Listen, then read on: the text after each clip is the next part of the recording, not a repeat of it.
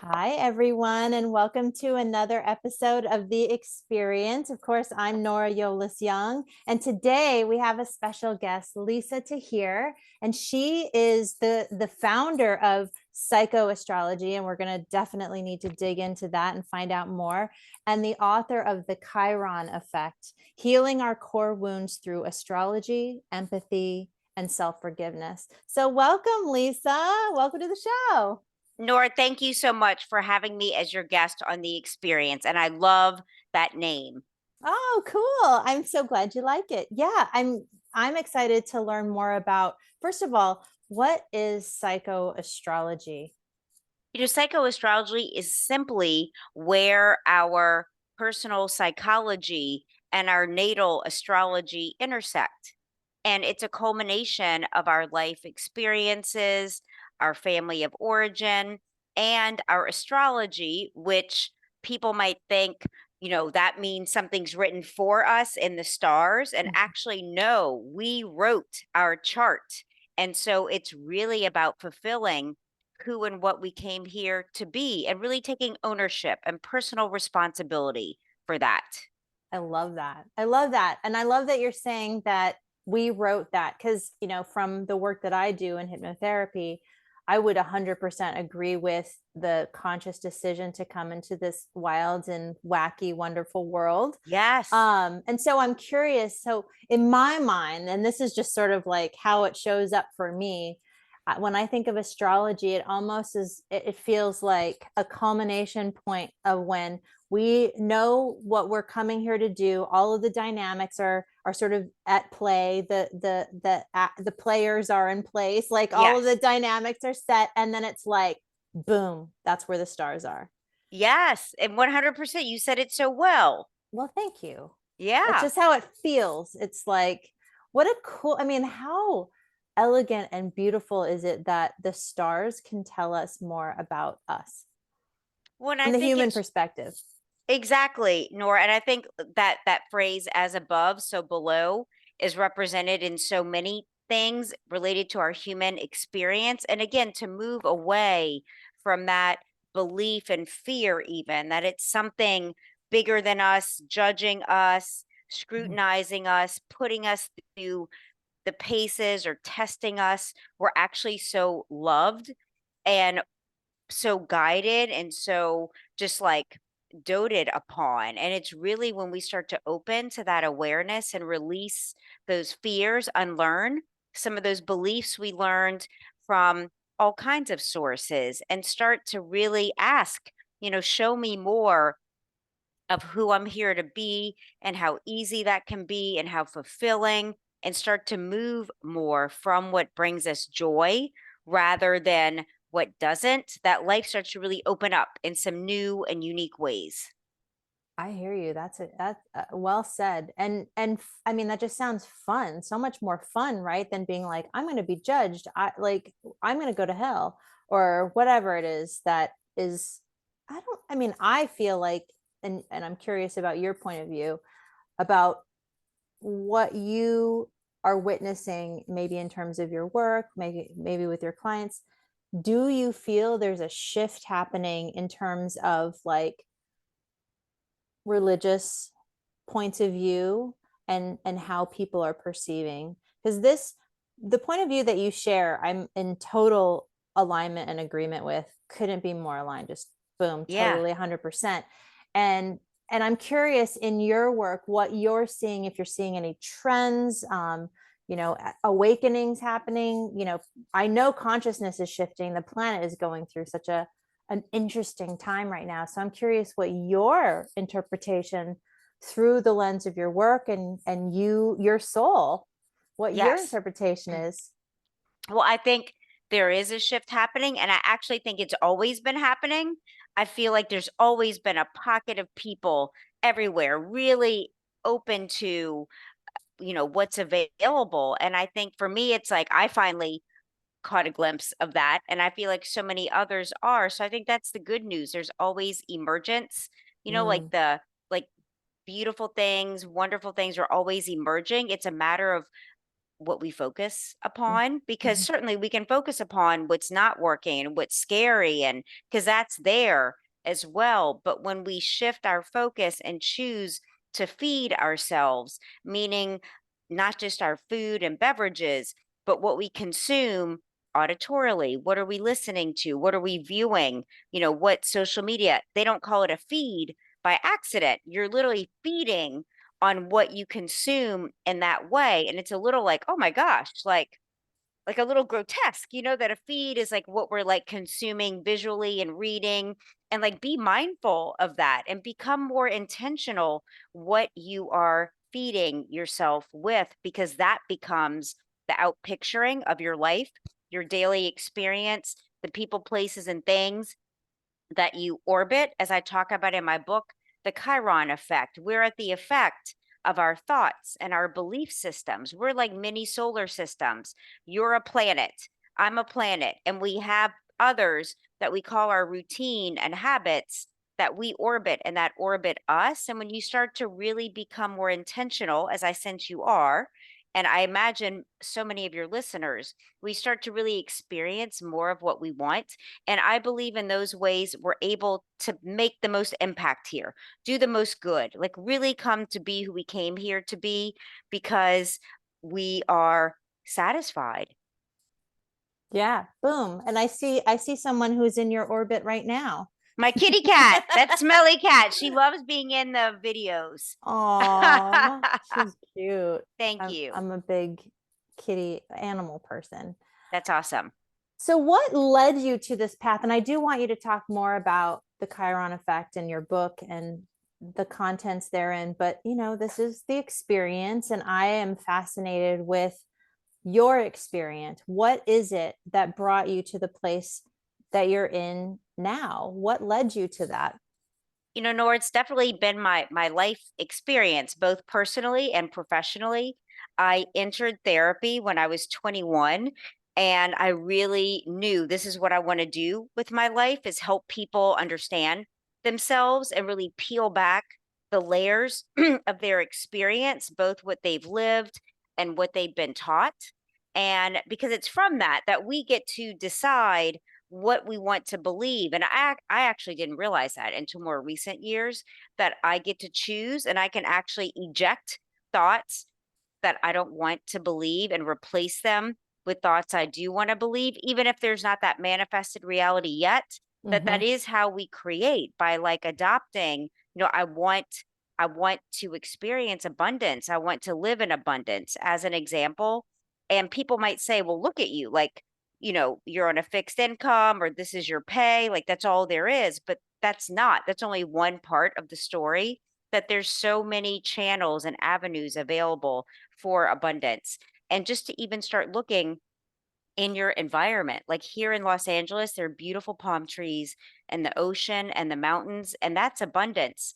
And that's what I focus on, for example, to start feeling into expansiveness and like potential.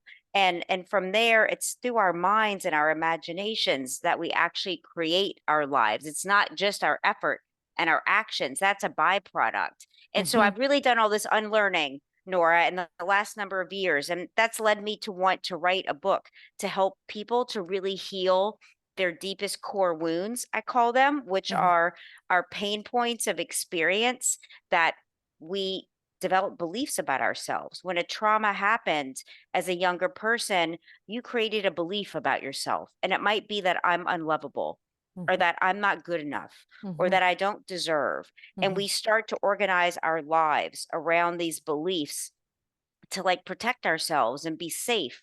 But it also limits us from truly having what we most want, which is often sourced around feeling loved and worthy and having enough and being happy. And so by really understanding this area of vulnerability and core wounding, and starting to heal that part of yourself, instead of like hiding it away or feeling like I can't talk about that, people are going to judge me, to really be more open and forgive yourself. My book really centers around principles of forgiveness and how that's progressive, especially towards yourself, and that we need to forgive ourselves even before we start to forgive others in our lives, because that's how we learn. So what have you had to forgive yourself for?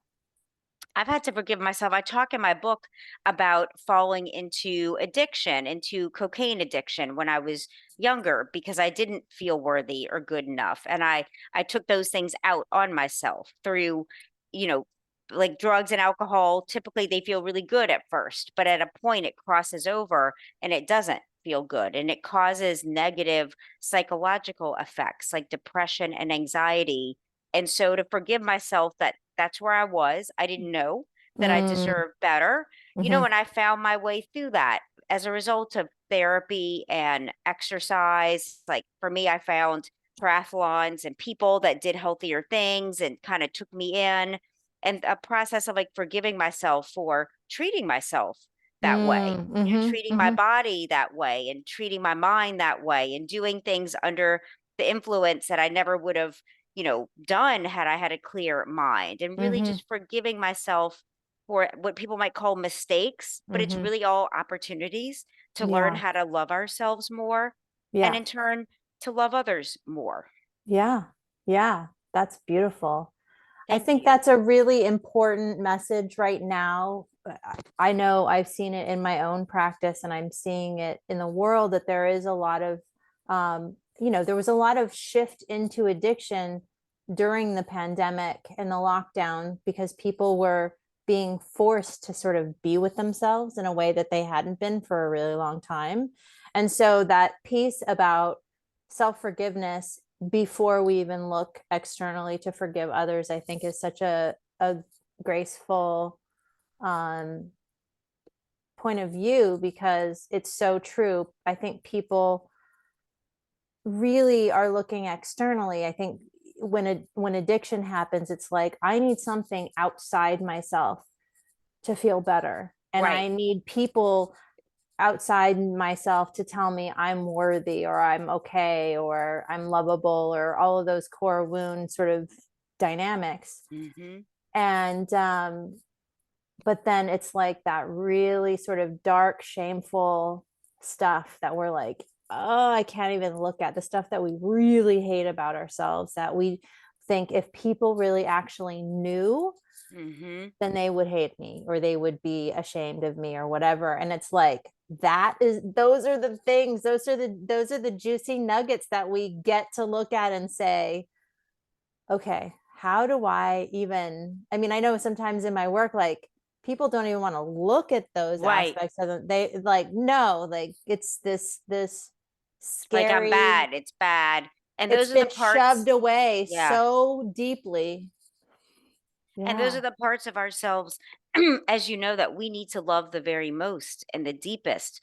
And really imagine, sitting yourself on your own lap and like, I'm so sorry you went through that, that you Yeah. felt like this is what you had to do and turn to. I'm so sorry that, there wasn't more available to you. And you really start this inner dialogue with hmm yourself to come to understand that hmm part of you and those experiences. And really come to forgive and use that as a great gift, because everything you've been through that's been challenging, difficult, and painful, there's also such potential to help others with that, to really have greater empathy, to be able to be a wonderful listener and understanding, and maybe even start a podcast about it, write a blog, go and volunteer, start a meetup group to help others. Because if you've experienced it or thought it, there are others as well, For because we're sure. not alone. Yeah. And there's so much potential to use that to feel really wonderful about yourself hmm instead of badly. hmm I love that. I agree 100%. So tell me how you got so that um there's healing core wounds, there's astrology, there's empathy, there's self-forgiveness. So tell me about your journey. I would imagine that you've fallen in love with astrology. How did that happen? Excuse me, Nora, it happened just again over the years. I'm a seeker. I love learning and studying and reading and new experiences, talking about the experience. Like if something interests me, it's like, yes, I want to go have that experience. And if I don't like it, I never have to do it again. But I love exploring. And I think it's such an a cool way to live life, to be curious. And even when you're fearful, because I've learned that something I'm curious about and also a little scared of, it's like that's like a yes, That's a sweet because spot. it is, because sometimes the fear is really excitement in disguise. And Mm-hmm. to start to consider Mm-hmm. that, am I scared of something? Because actually, on the other side of it, I'm really excited. I've just never done it.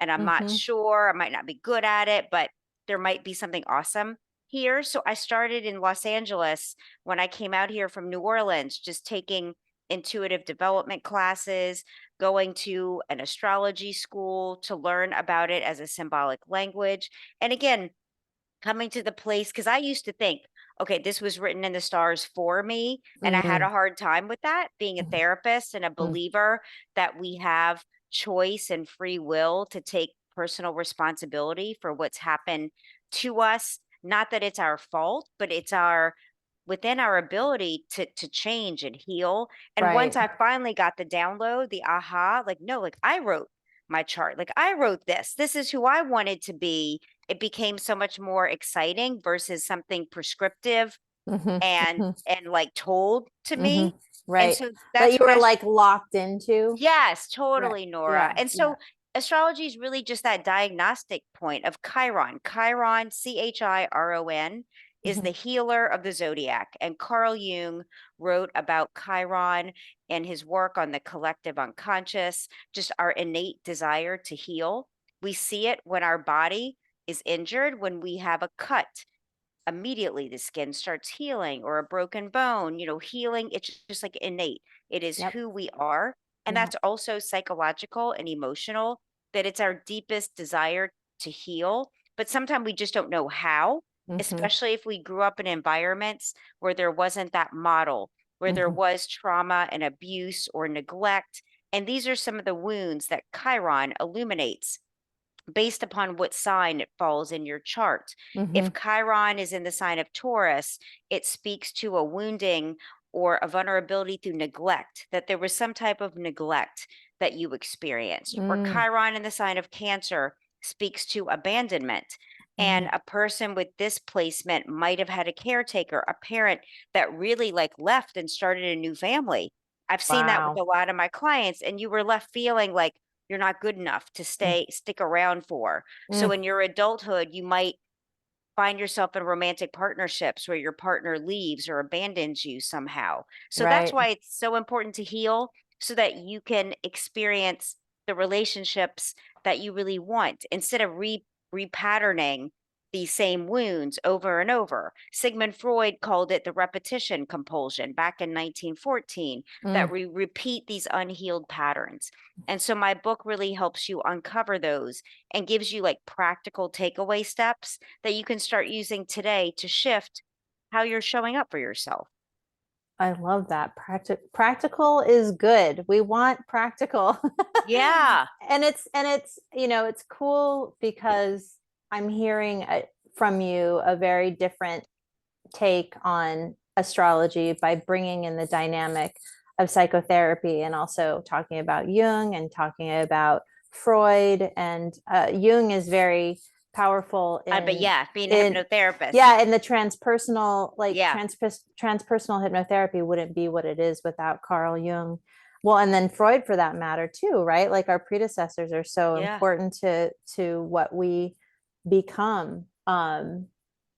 Yeah. So, tell me more about what it is that you're, like what is your actualized potential desire? Ooh, I love that question. Let me think for a moment. Yeah, My no rush. actualized my actualized potential. It's really into experiencing, going back Mhm. to the experience more and more of who I am, my oneness with you, with others, to really be able to, through meditation, that's the biggest tool I use, is Mm-hmm. to meditate and imagine, allow myself to feel just so connected to everyone, people I Mm-hmm. haven't met. And in that place, to be able to send love, send healing, abundance, and also receive it, to Mm-hmm. really receive, um, just feeling so loved and cared for. Because when I feel that way, it's like I'm able to really share and be present, like with you, and listen and not be distracted, Hmm. by worry or fear. Like it, and I think as we like shed those fears on a daily basis, because I Hmm. meditate daily, to that we become more of our full self, like more this light that we're Hmm. here to be, for lack of a better term. I wonder how Hmm. you see that. Well, yeah, I think so. You had mentioned right in the beginning of our conversation about pockets of, there have always been pockets of people, and there's always this emerging happening. And I think for a long time, and I'm definitely a student of Abraham Hicks, Yes. and I can hear that in your Yes. energy.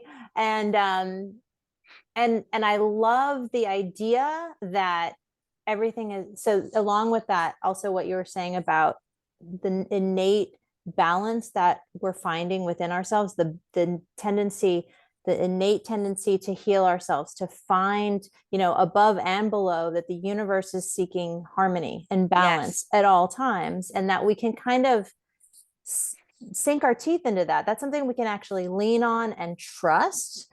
Hmm. And even though there may be a perception that that's kind of flimsy, to me that feels very solid, because every time that I do a practice that you're talking about, like whether it's a meditation or it's in that sort of give and take that you're talking about, the sending out of love to others, but then also that very important component, which is often not experienced, is people who are givers receiving too, allowing themselves to receive in the same measure the amount of unconditional love that they're sending out there.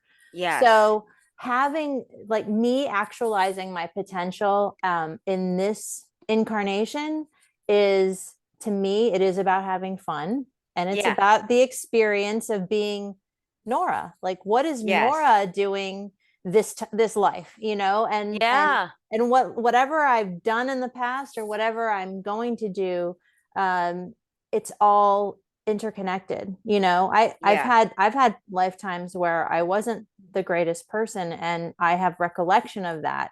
And Right. what's interesting about that is it helps me to see people who are in the world that are like, maybe they're having an experience where they're experiencing being in the dark, and Right. I don't even mean like they're not knowing, maybe they are, maybe they aren't, but people who are committing crimes, or people who are doing bad things to other people. Not to say that I advocate that. The human me is Of like, course. hell no. On the soul level, it's like, that's so interesting. Like, what is it that the soul is wanting to uncover in the expression of the lifetime? And I think we have the capacity to actualize our potential, and the people like you that are out there that are like, let's go for it, let's, like, Right. why not, Yeah. those are the people I want to hang out with. Those are the Yes. people who are like, I'm here. I had no doubt when I was coming in that I could completely show up fully empowered. I'm going to find that, figure out how to do that, and then find whatever it is that feels resonant. For me, it's playing with people who get that and want to make that more accessible to other human beings that feel Absolutely. like, yeah, like we can live in a higher level. We don't have to, I feel like some of the things that are playing out in our reality are so habituated and pattern, and I feel a little bored by that. Right. Right. Well, and I think it takes all types, because there are people that love, and thank goodness for them, that say love, they feel called to politics. They feel Right. called to certain of these things that aren't my wheelhouse. So Right. I appreciate that there are people that do love that, because Yeah. it's not for me, for example, but that we're all called to be this really unique emanation and expression. Yeah. And it is, I think, as I heard you saying, to do it through curiosity and joy and fun, and that element of play, it's is so important. And I don't think we're taught that it's okay to go play as adults, and actually that's super productive.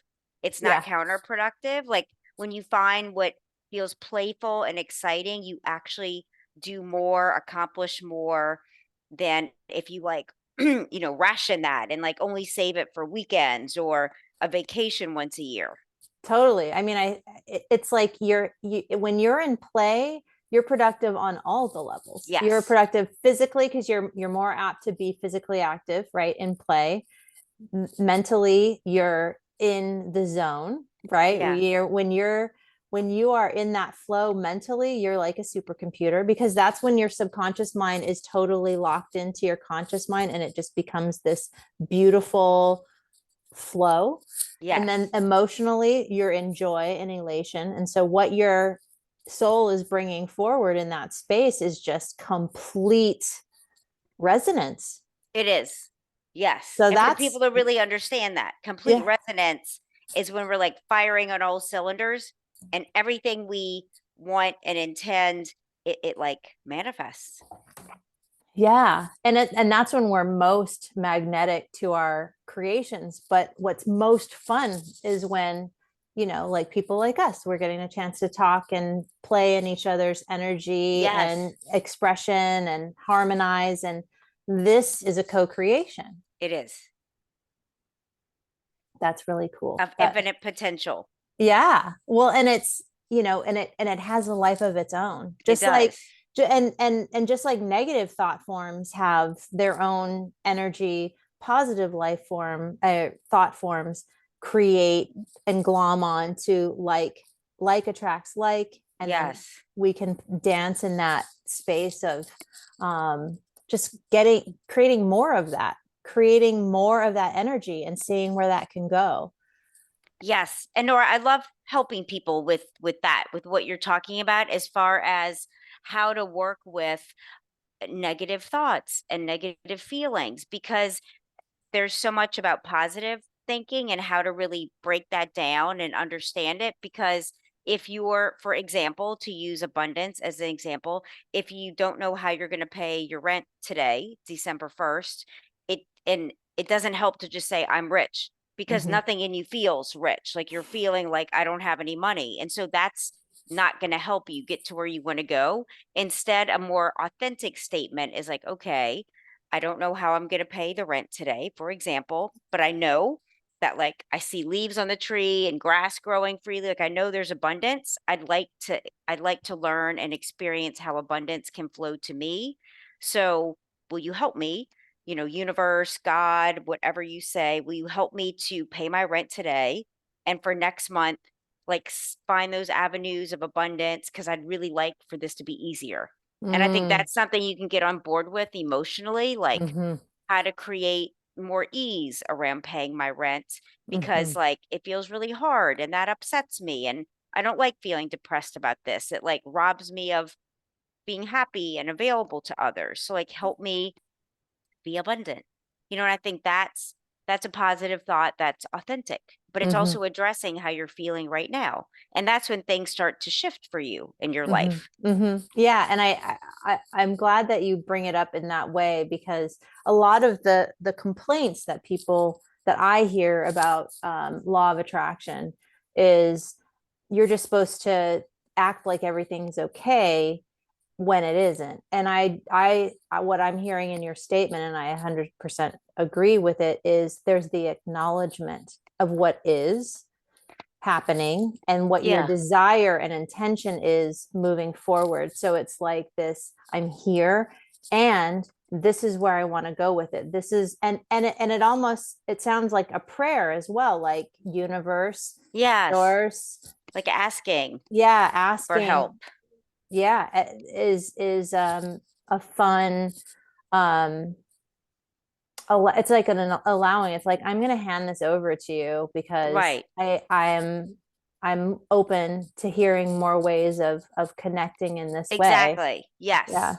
that's And that cool. opens a chance. And I think much like you said, how people, just like their laws of the universe, the law of attraction is one of them. And just like when you go to math, like math was always challenging for me. And I felt Me too. like, okay, yeah. And I felt like I never quite got it. And that was troubling in school. And in college, I finally found I went to like a different college in New Orleans to take a specific math class. And that teacher somehow helped me understand, and I made like a B, and it was the first time that he made math understandable for me. So I think teachers of the law of attraction are the same way, that Hmm. like there's so many, like this law is being taught through humans, and we all resonate with certain other humans and not others. So keep looking, keep, being curious to study from or learn from somebody that can articulate it in a way that resonates for you. Just like that one math teacher somehow really helped me to understand math when I hadn't before. So don't give up on the laws that are constant. Just keep seeking other expressions of it to I understand it more. I agree. I had a very similar experience actually where I found a woman I was in high school and I had flunked pre-algebra multiple times, and she just she addressed it in a totally different way. Now Yeah. I refer to my own mind, the way that my mind works is an artist mind.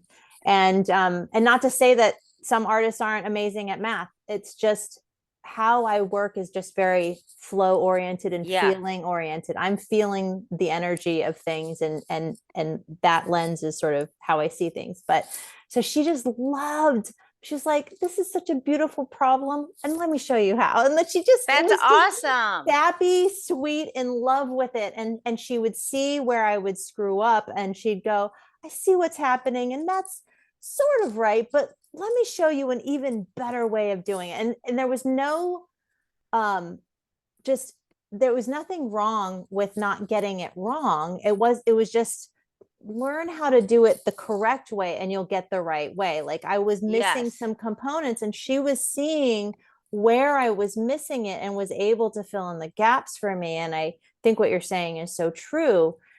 Keep looking, you Right. know, Keep looking just until it be until it resonates with you, because you're gonna know it and feel it. right. And then you don't have to be always crappy at math. Like you can actually learn how whatever level you want to learn Yes.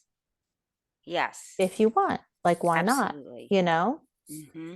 Well, we just have a minute left because I know you have to jump off and work with a client, but how can people get in touch with your work, Lisa? And I can add all of this to the description box on in YouTube, but go ahead and share that with everyone. Sure, Nora. The easiest way might be through my website, which is nolatherapy.com. It stands for New Orleans, Los Angeles Therapy.com, the two places I live. That's also my Instagram, NOLA Therapy, and my YouTube channel. And I would love to offer our audience, Nora, like if they wanted to talk more with me, work on some emotional core wounding and healing it, half off an individual session. I also offer a monthly unlimited where you can call or text me, like, Lisa, I need to talk. And as soon as I'm available, I'll jump on the phone with you. And so I'll offer half off that. It's like a 30-day unlimited. If they just Wow, mention that's awesome. so, So okay, well, do you want me to put that in the description box, or do yeah, you want it just okay, awesome. I totally. And will, for new that's clients, yeah, very, half off very either. new clients. Awesome. That's a wonderful deal. And they Thank you. mention you or the experience, his podcast, Okay, and they yeah. just let me know that. Awesome. That's a wonderful deal. So all of you go out and work with Lisa. She sounds amazing. Thank you, as are you. Thank you. And so we're done with right now, but you're welcome to come back and chat anytime. Oh, We thank can, you. I'd love yeah. that. I'd love to have you on my podcast, All Things Therapy, next year. Oh, cool. Well, let's do it. I'm Okay, I'm awesome. I'm a And talk fan. more about hypnotherapy, because I think that's something so interesting and that people need to know more about and how it can help them to heal. Yeah, therapists and hypnotherapy have cool, very close by lanes, but we need each other. And I'd love to chat Yeah, more about how good. it's a very symbiotic relationship. That sounds awesome. Cool. Well, thanks so much for joining me, and have a wonderful, wonderful rest of your day. Thank you, Nora. You too. All right. Take care. Take care, Bye. everyone. And thanks for joining us. And feel free to subscribe and click that little bell. And we're going to have Cynthia Sue Larson on pretty soon. So stay tuned. All right. Take good care.